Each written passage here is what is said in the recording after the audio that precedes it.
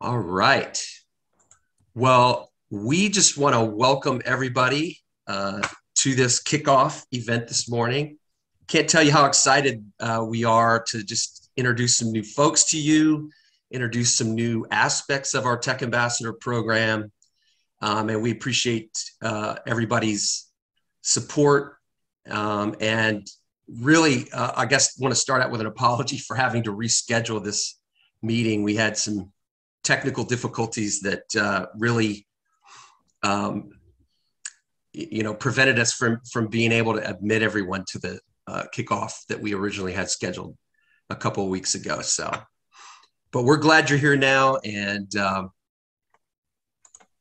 again, just really excited for being able to introduce you all. All right, let's see.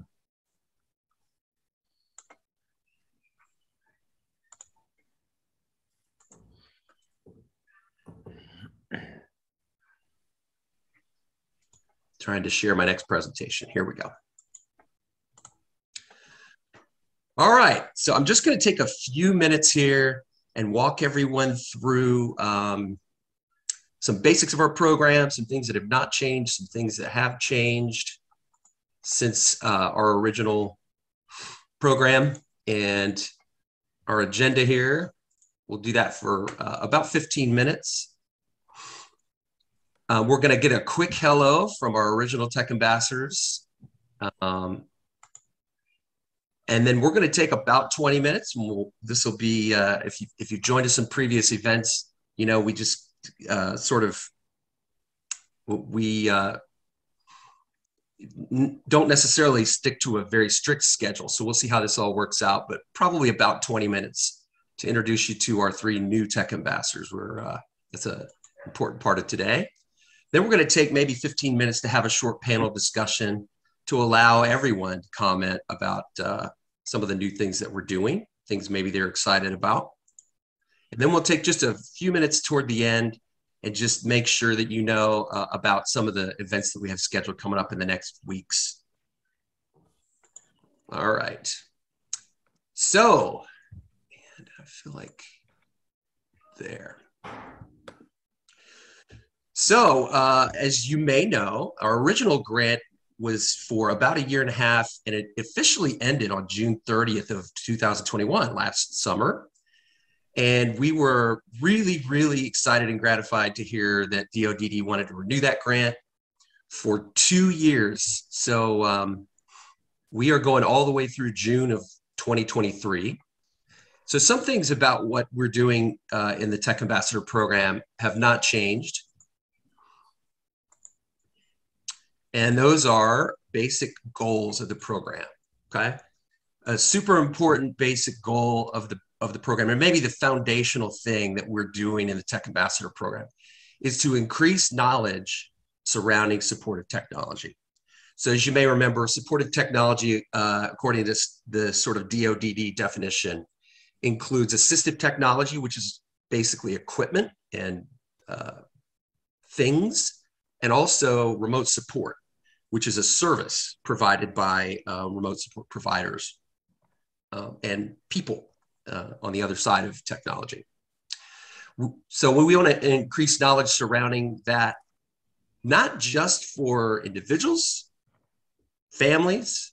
We want to increase this knowledge for providers, for SSAs and other county board staff, and even people who may not have any previous connection to this sort of county board world that many of us live in. Ohio is a big, big leader in supportive technology and always has been. We're a technology first state. We were the very first state in the country to ever be that. And we just want to continue that leadership in terms of making people aware of the different things that supportive technology can do.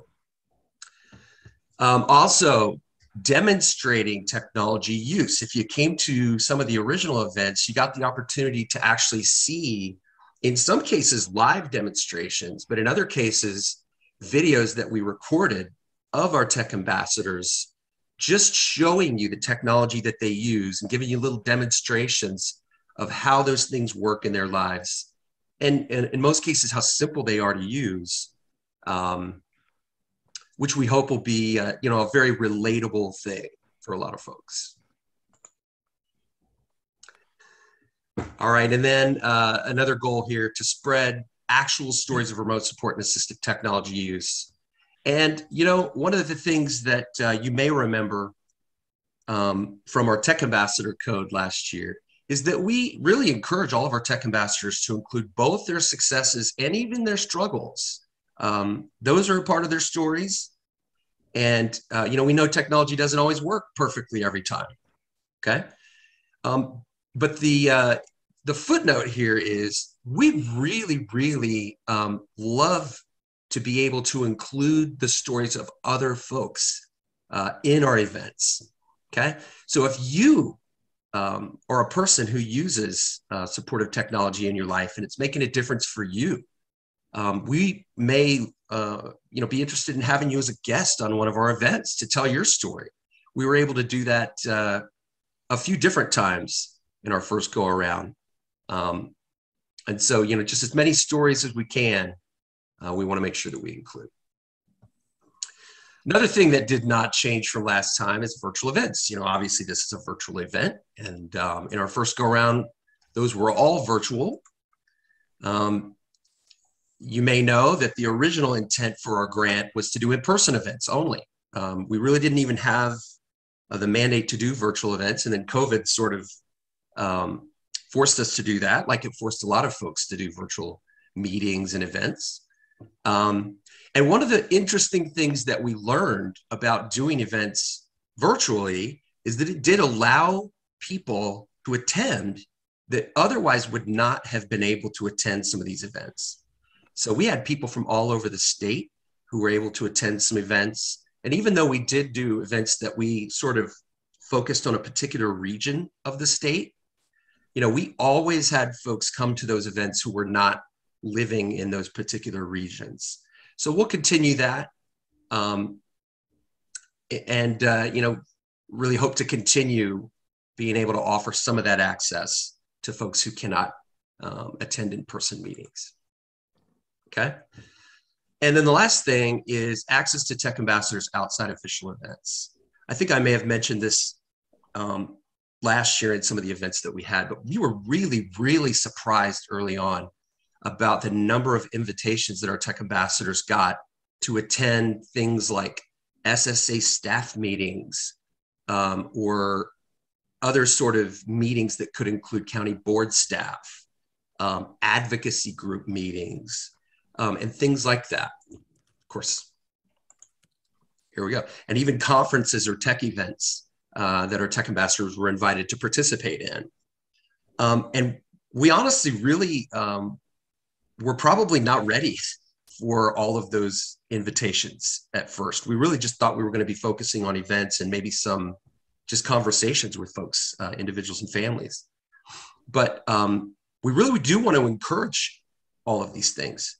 So if you're a member of an advocacy group, if you're an SSA, if you know about a conference that has technology as a focus and you want to invite our tech ambassadors to do those things, we encourage it. And I'm going to show you a new thing here in just a moment in terms of how to do that. Okay. So what we added this time, obviously, we added some new tech ambassadors. So you will meet Jen, Brad, and Renee very shortly. We're going to give them a chance to introduce themselves to you. Here's sort of an announcement that we have not made publicly. We are actually going to be adding 2 more tech ambassadors in coming months. So we're going to be looking for applications, and these will be very different from all of the rest of the participants in our program.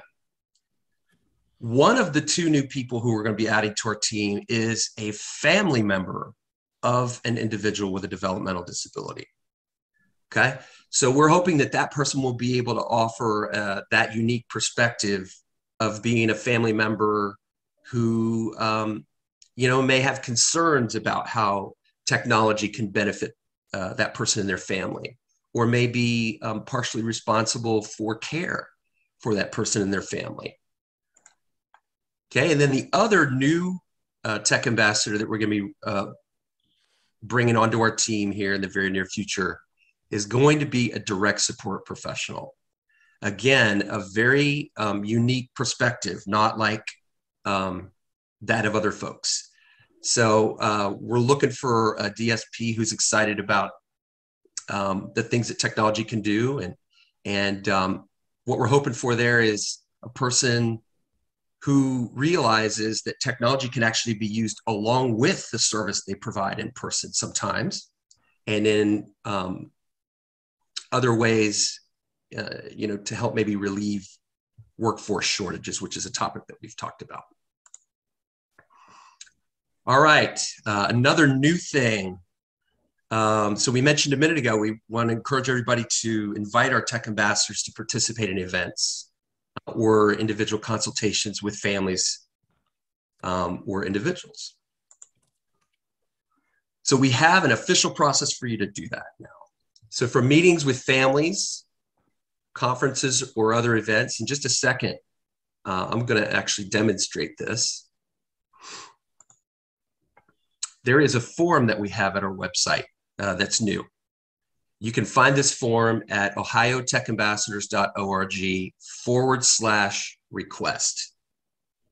Okay, so this is going to be the official way. If you want to have our tech ambassadors participate in a meeting, an event of any kind, even if you're just a family, or if you're an SSA that has a particular family or individual on your caseload, and you think, this person might be able to benefit from technology, and we just have some questions, and we would like to just have them meet with a tech ambassador virtually. I think in most cases, this will end up being a virtual thing. What we want you to do is just go to this page at our website. If you go to the website at all, every page on the website is actually going to have a button near the top that says book an ambassador, and it will take you to this page. Again, in just a second, I'm going to actually demo this for you real quick. And then, of course, the last new thing that we're going to do, finally, we're going to be able to do in-person events. So we anticipate these beginning just as soon as maybe even the last week of April or May. Fingers crossed, COVID is an unpredictable thing and has been for the last 2 years. But if we're able to do those things safely in April, as it looks like we probably will at this point, then we'll schedule those dates and we'll announce where those in-person events will be. And we will try to make a virtual visit a part of those events.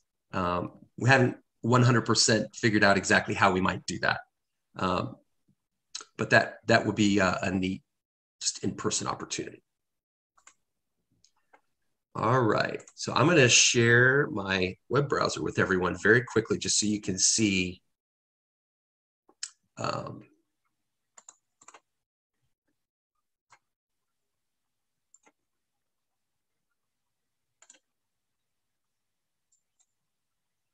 Here we go. So as you can see at the top of the screen here, ohiotechambassadors.org/requests. Again, the big orange button here near the top right says book an ambassador. If you want to have one of our tech ambassadors participate in anything, you can either just go directly to this website or just click this button once you're at the main page of our website. Okay, so this is just going to ask for a little bit of contact information, the meeting date or dates, if it's a multi-day sort of conference, for example, dates and times that you'd like them to participate, a little box for you to type the details of whatever sort of meeting or event that might be. And we appreciate any amount of detail that you give us there. If you have for example, if there's a conference and you have a flyer and you want to just add a file there, you can do that. Okay.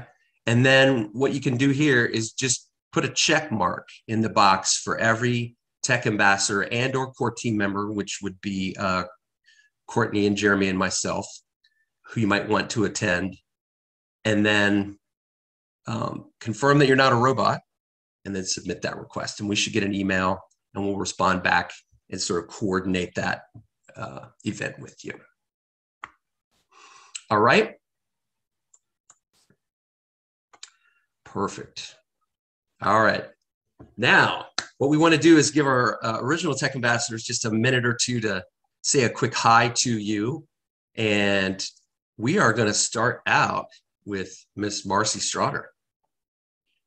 Hi, my name's Marcy. I'm from Franklin County. I am on the Franklin County board, and I'm also a Project Stir state trainer, and I'm also working my provider agency, Ohio at Home. I'm a self-advocate consultant. All right. Thanks, Marcy. Robert, you're up next. My name is Robert Shoemaker. I'm from Hamilton County, Southwestern Ohio region. I'm an advocate advisor with the board in Hamilton County. I'm one of the, as they call it, old school, tech ambassadors. And I am also a consultant to people with disabilities in Hamilton County about technology and resources in the county, Southwest Ohio area to find technology. Excellent. Thanks, Robert. All right, Tanner, you're up. I'm Tanner Huff, and I am from the Southwest region, or I cover the Southeast region of Ohio, and I'm from Lawrence County and live in Ironton. And I am on the Lawrence County Board of DD. Excellent. And Tanner's got some exciting things that he'll share with everybody when he's got his event coming up here in a couple of months. Yeah. And I would have introduced Chris Cooley next, and I'll just make sure that you all know this. Chris couldn't be with us this morning. He was admitted to the hospital a couple of days ago with a very small stroke. I spoke with Chris after that, and he seems to be okay, but I don't think he felt up to actually joining us this morning. So Chris is from Portsmouth, Ohio, and he's very active down there as an advocate and very involved in service dog advocacy, just like remote support and assistive tech advocacy.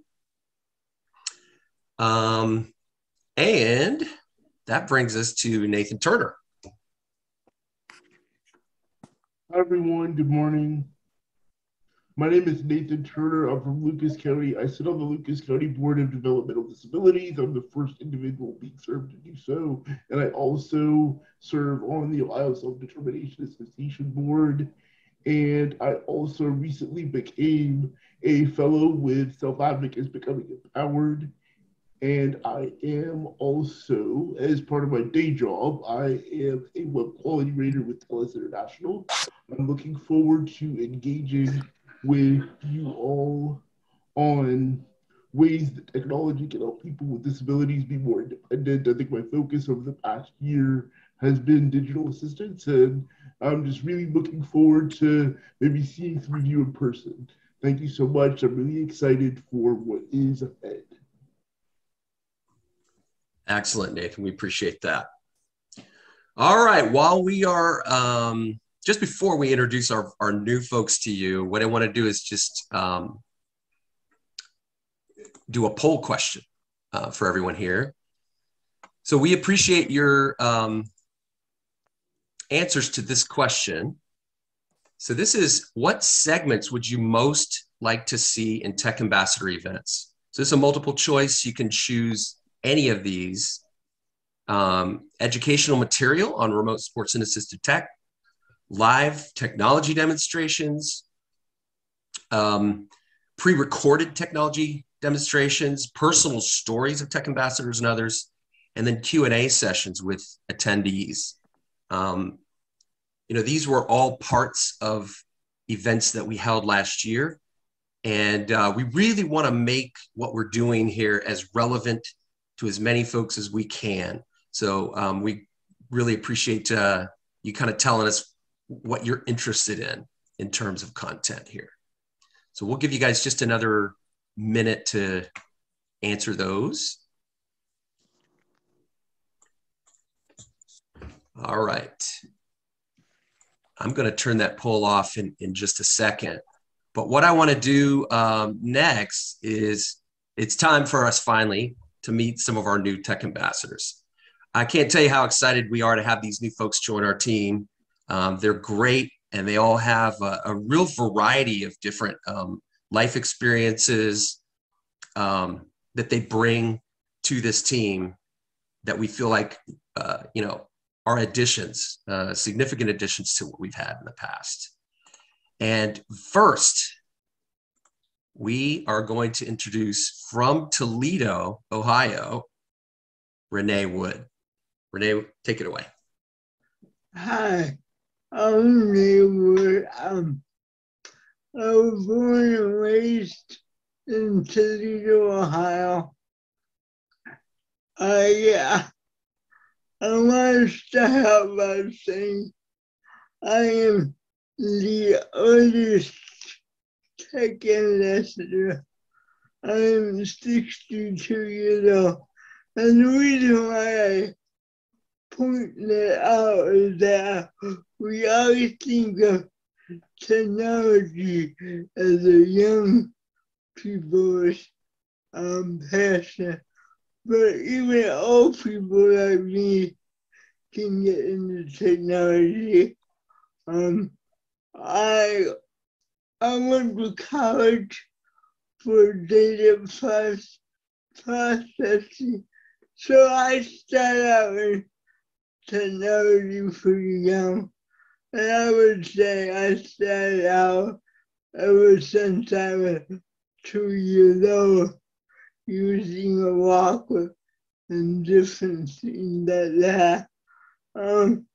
Throughout my life, I moved out on my own when I was 19 years old, which is kind of unusual, I guess, especially back in the 70s when they didn't have anything that they have nowadays.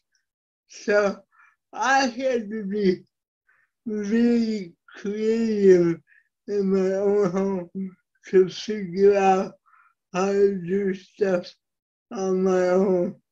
And that will be part of my story when I have my own van to tell you how I did all that. I went to college twice because I was an overachiever, and once wasn't enough. I'm a glutton for punishment, I guess.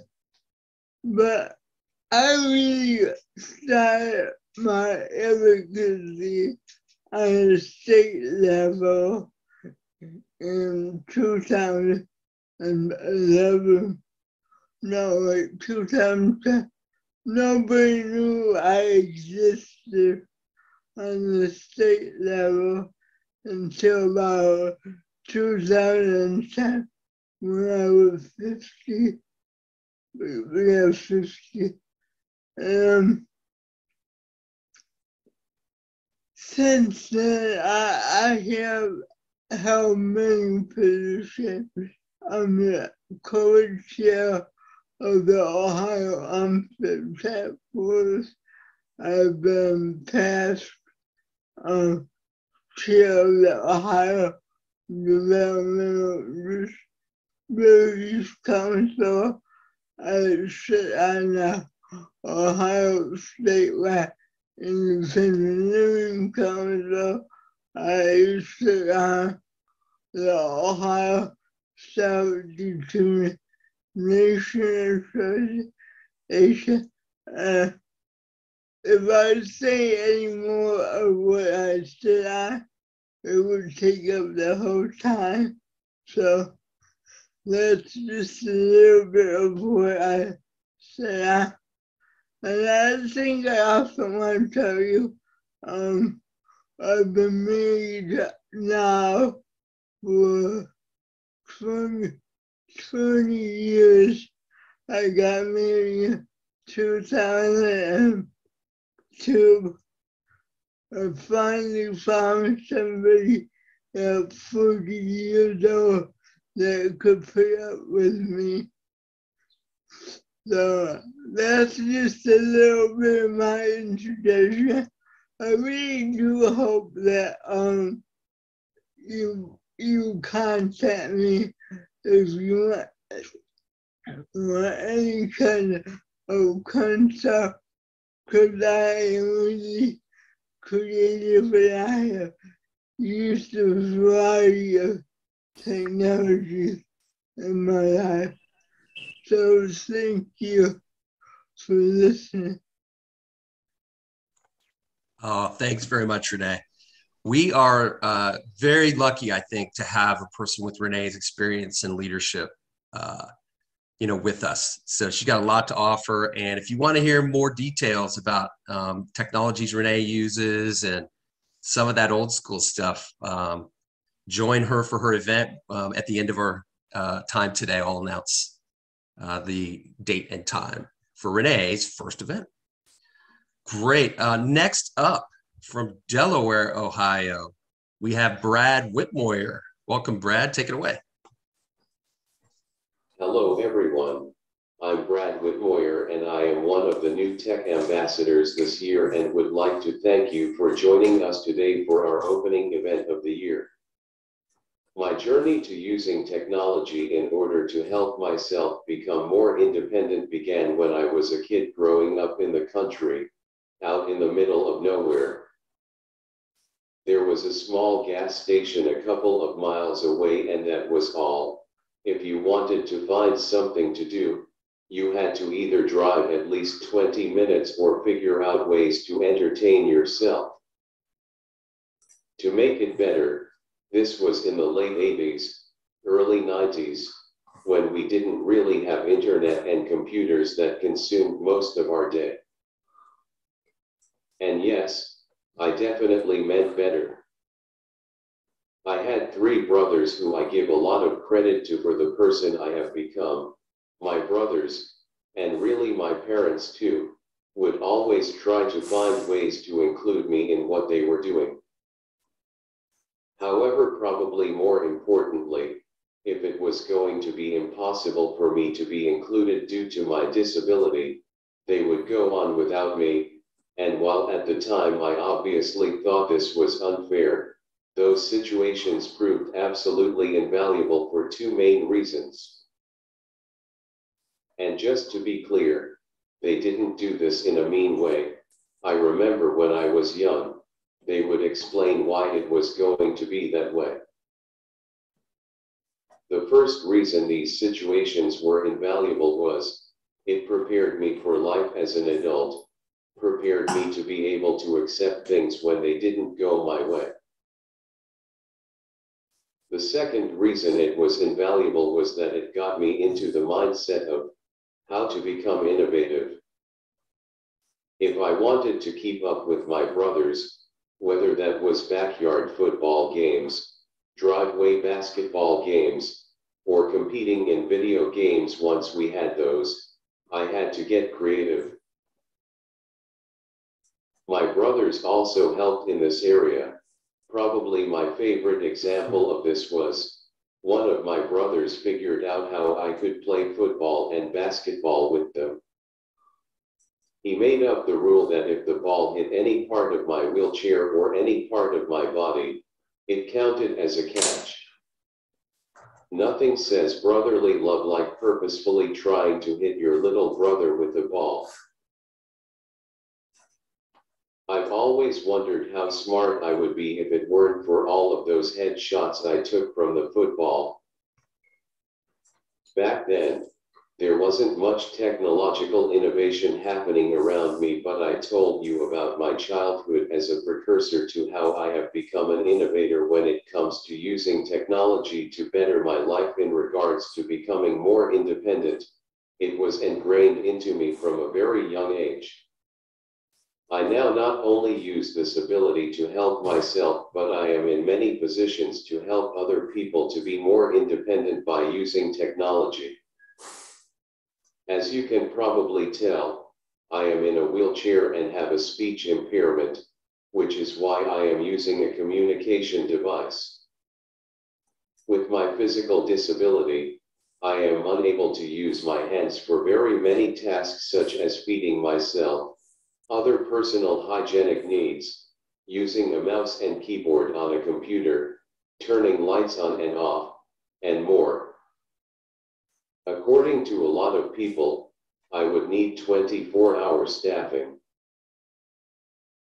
However, through innovative technological solutions, I am able to live in my own place, with minimal staffing, and also run my own company to provide for myself and rely on assistance less. I can safely say that without the technology I use every day, whether that's low tech or high tech, it would be at the very least extremely unlikely that I would be where I am today in my life, and in actuality, it would probably be impossible for me to be where I am. I don't really like to say that it would be impossible, because if a certain technology didn't exist, would I have figured out another way? Who knows? Anyway, now that you have listened to me ramble on, I want to say thank you for listening, and as one of the new ambassadors, I am excited to see how I can help others.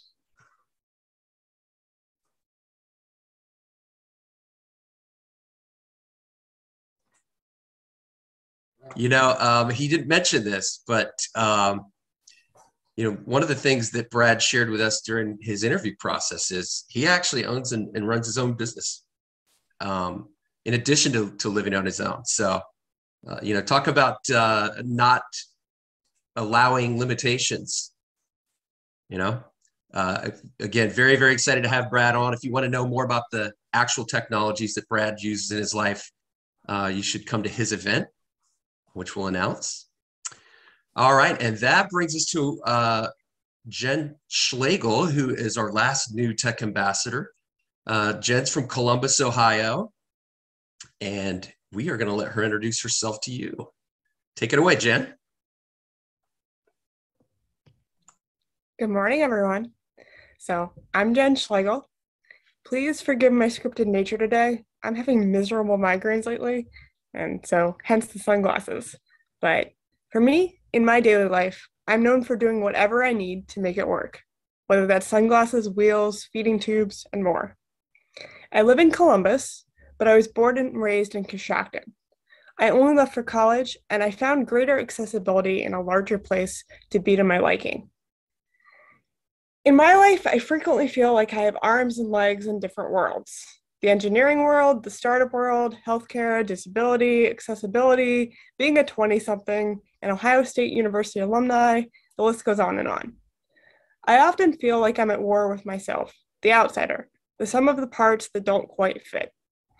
For far too much of my life, developmental disability wasn't a part of it, even though in many ways it was my birthright. Disability was just my medical diagnosis, a dirty word to minimize whenever possible. It wasn't part of my identity past preschool, beyond thousands of hours of physical therapy or major surgeries. It certainly wasn't my community. See, I was born too early, a miracle baby, Christmas instead of Easter, Santa instead of the Easter Bunny. The baby that wasn't supposed to survive, baptized the night I was born. My parents did the very best they could, that they understood, but they came from a cultural generation where disability was shameful, hidden in institutions, not to be acknowledged. My growth delays were just that in their minds, delays. It wasn't until I was 18 months old and I couldn't even lift my head that it became apparent that I was an unusual baby. Spastic ataxic diplegic cerebral palsy. Not going to walk, talk, or be much of anything. The first of many expectations that I quickly learned to defy. It wasn't easy. It took 10 orthopedic surgeons to find one who thought I might be able to walk. I rapidly found, even in my toddler days, that the key to my survival was to work as hard as I could to adapt myself to the world, because the world was unlikely to adapt itself to me. I had to pass for normal, whatever normal is. I hid my weaknesses as best I could. My mom cried when I couldn't put Cheerios on string, so I spent numerous hours practicing picking up beads until I reached the point that I was making sellable jewelry myself. If I couldn't tie my shoes, I just bought slip-ons. Creative problem solving was the way out, and assistive devices and technologies were the key. No one thought I'd go to college. Definitely not graduate, absolutely not win awards while doing it. I walked into college with no idea what I was doing, and I struggled. After I hit puberty, I started developing a dozen issues frequently associated with cerebral palsy. Life was hard, but I got by with friends and innovative thinking. In 2016, though, I became chronically ill after a major medical mystery illness. It took 7 years to properly be diagnosed with dysautonomia, and I go through periods of time that I can't move below my neck. I went back to school after nearly 5 weeks in the hospital and 2 weeks of Christmas break, knowing full well that I couldn't even hold my keys to open my door. So out went my keys, curtain pulls, standing up by myself. In came electronic door locks, automatic curtains, and bed rails. I was nearly dismissed from my college for being so far behind in my schoolwork. I didn't have the support that I needed, so I had to start building it. Many disability organizations turned me away for seeming too high functioning, not understanding what was happening behind closed doors. It confused so many people that while I can do calculus in my head, I can't always tie my shoes. For anyone wondering, I've finally been deemed service eligible for developmental disability services in late 2021, and I'm currently on a waiver appeal. I fought hard for my education, a biomedical engineering degree to help others like me, and I took the road very less traveled. I realized that I needed to be part of the solution instead of the problem. Ideas became actions, actions became projects, and in 2019, my projects of just trying to solve my own problems so I could get an education accidentally turned into an accessibility technology company via Enable. Most people go to college to get a job. I lived life in reverse. I had to build the job to graduate from college. In the end, my company funding paid for me to have a scribe to be able to finish my college work. We wrote 8 hours a day for 6 months, and I finally finished 15 classes. Assistive technology, from using a coat hanger to open a door with a dislocated shoulder, to using a robot arm to hold a cookie to be able to eat it, has been the thing that permanently altered my life for the better. It's given me a future, one that I hope to spend helping others. It empowers me to be independent. I automate every small task that I struggle with using assistive technology and building new ones to solve unmet needs. Every second that assistive technology saves me buys me time to be more present in the world, an active contributor doing what I excel at while chasing my medical school dreams. I look forward to helping anyone here that I can with my deep love of assistive technology, and hope to pick the community's collective knowledge brain to build better assistive technologies moving forward. Thank you so much for this moment. Thanks very much, Jen. You know, one of the really important parts of us having a person like Jen join our team, in my opinion, is she lived life outside of the world of county boards. So many of us, you know, really are kind of ensconced in that world. And we may not know very many people with developmental disabilities that grew up outside of that world. So she'll have a different perspective to share with us. And I'm very, very excited about that. And another innovator and business owner. And can't wait for all of you to get the opportunity to hear Jen go into some more detail about some of the technologies that she uses in her event that is coming up. Okay, great. What we're going to do here is just a couple of more poll questions, and then we're going to have a panel discussion. Okay, real quick question for everyone on event scheduling. So we just would love to know what you feel are the most convenient times of day or the week for us to have our events. So we'll give you guys just a second or two to answer that poll question. So what times are most convenient for you or others you know to attend our events? Weekday mornings, weekday afternoons, weekday evenings, weekend mornings, or weekend afternoons?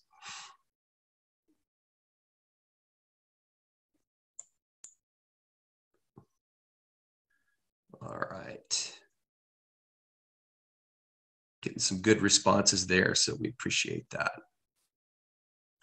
Okay, I'm going to end that one, and I'm going to go to our last poll question, which are event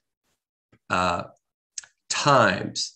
For the first time, we are going to try some evening events this year. So this question is about which time of the evening would be the most convenient for everyone. 5 p.m., 6 p.m., 7 p.m., 8 p.m., or other.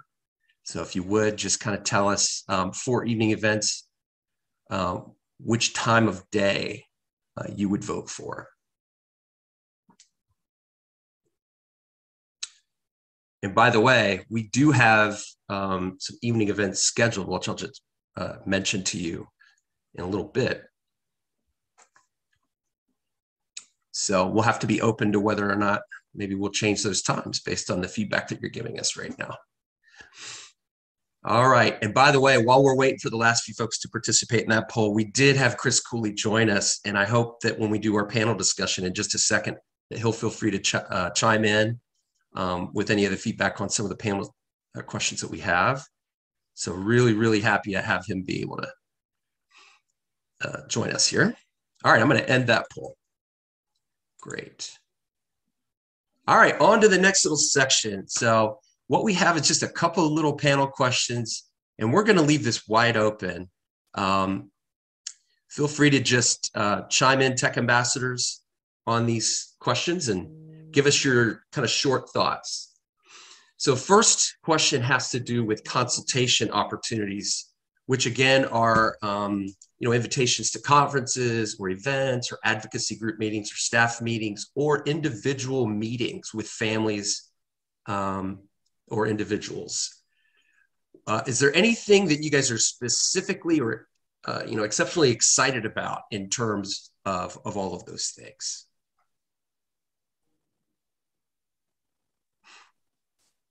Who'd like to chime in on that?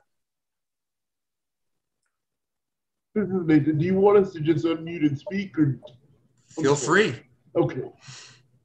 I think one of the things I'm most excited about after 2 years of COVID is to just meet some of you in person. I know I've had some opportunities to travel and meet some of the people who've attended our events, and it's a really unique experience to meet someone in person and have that really personal connection. I know technology has a lot of great strengths and brings us together in new ways, but I think the personal intimacy of a human connection is something that cannot be replaced. And I'm just really excited to meet all of you, to meet the community where it is, whether that's a virtual event or an in-person event or maybe a consultation in someone's home. I'm not opposed to any of that. So we have an exciting future ahead of us.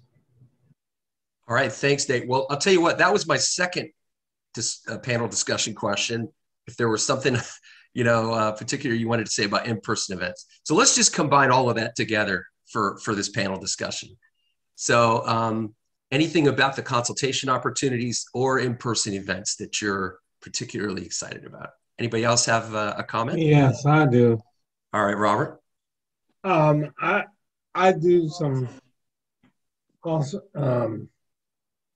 consulting with Hamilton County PD now, and that's a really important piece for people with disabilities to get one-on-one consulting and training and thoughts and ideas. It's a good opportunity to go over someone's wants, needs, and desires based on what they want to do in their life, and then take that and retrofit it to technology that's out there that can help them achieve their goals. So I really enjoyed the in-person consultation. I messed that word up, but that's okay. I also like it on Zoom. I'm visually impaired, so I can't see well anyway. So the personal interaction, um, I've always been very sociable and going out into the community and showing people that no matter what your limitations are, you can do what you want to do if you put your mind to it. Excellent. Great. I think Marcy has her hands up. Do you want to share something, Marcy? Oh, you're muted, Marcy. Tell us what you're excited about. I'm excited about doing in-person events and showing people how I use my technology. I did it on Zoom. I like the virtual ones too, like on Zoom, but I'm very interested in like doing it in person and showing it live and showing people that they can do it and show them like how to work it and stuff live and to show them how to do it. And then when they get that technology, they'll know how to do it without reading the instructions sometimes. Great. I'm also excited about doing consultations because I think as a person with a disability, I have a different perspective. I understand body mechanics are different. So when I watch somebody try to do something, my mind goes towards, okay, how can I do this? What technology have I used or have I experienced that help me do this better? So I'm excited to share that knowledge and see how people do things so I can help them do it better. Excellent. Who else? Anyone else want to share something that they're excited about coming up? I'm just excited for the whole like experience, just meeting everyone and doing like in person or technically for the first time, and to show off some skills that I had mentioned in the in the interview, but I don't think I've mentioned in an event yet, which are a engineering like developmental process that I've been in with a local engineering company to come up with some devices of my own and to help the company engineer a way to get their maker program out to even the disabled. They came to me on helping them figure out how to like make their maker vault accessible to not just able-bodied but the disabled as well, so that anyone like Renee, Brad, or Jen, or Nathan, or any of us could come and engineer stuff without the need of like someone always helping. All right. Well, thank you for that, Tanner. You're Hey, what welcome. we're going to do, I think Kyle Corbin from DODD just joined us. So I'm going to offer him the opportunity if he'd like to just say a quick word. Up to you, Kyle. Yeah, my apologies. I had some computer issues and could not get here for the Really? start.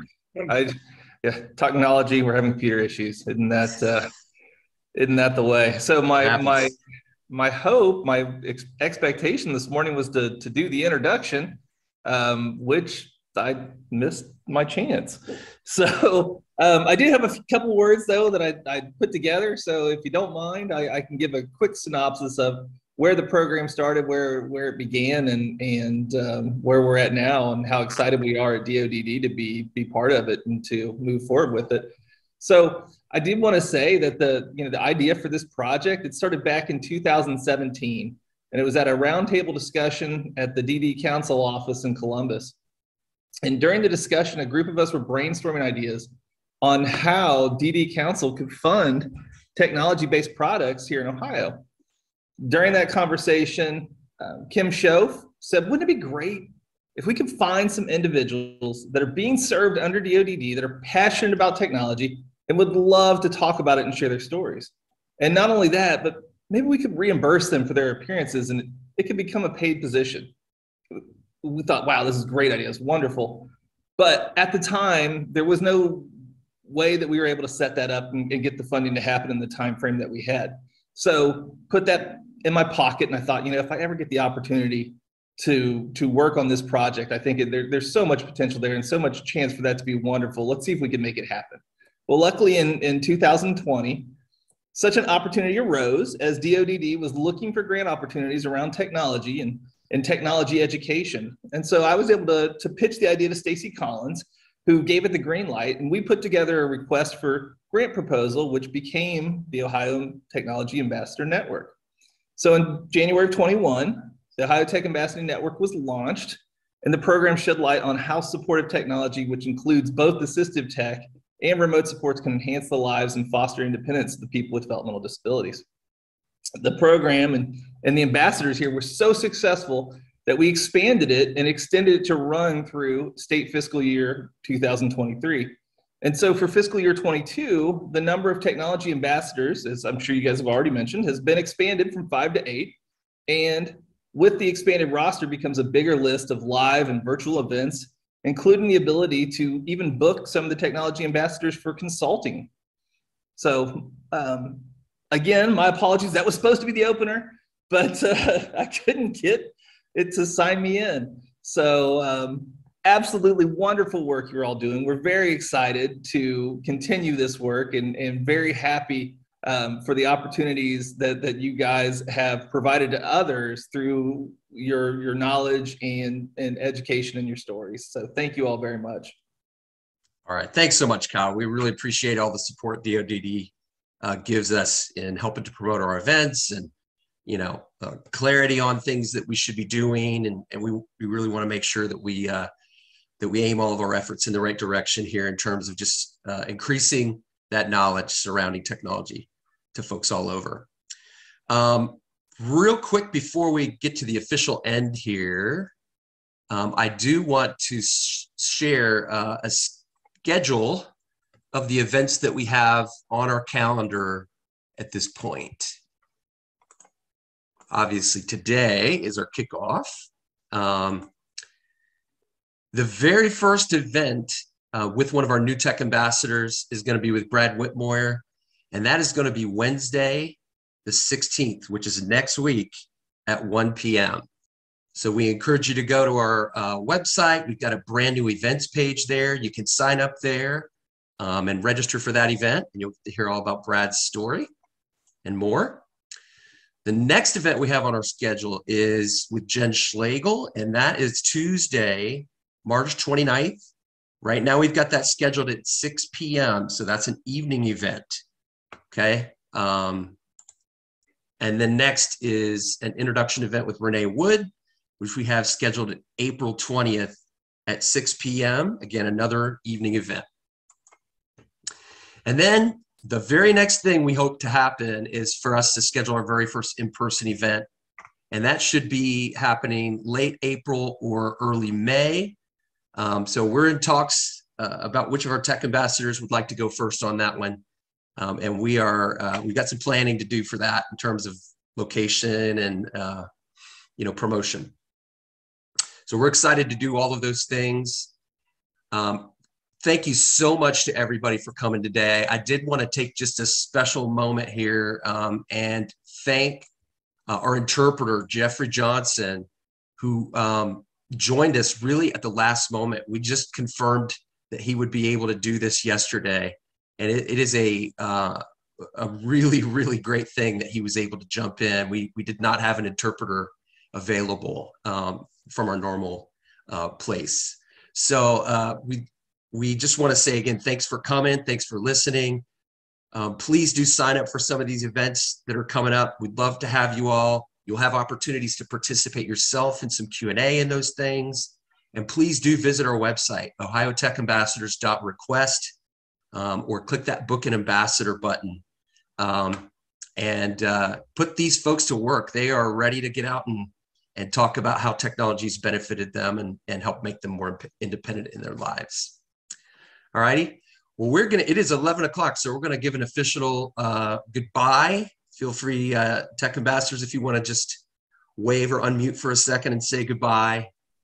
Bye. Bye. Bye. Bye, everyone.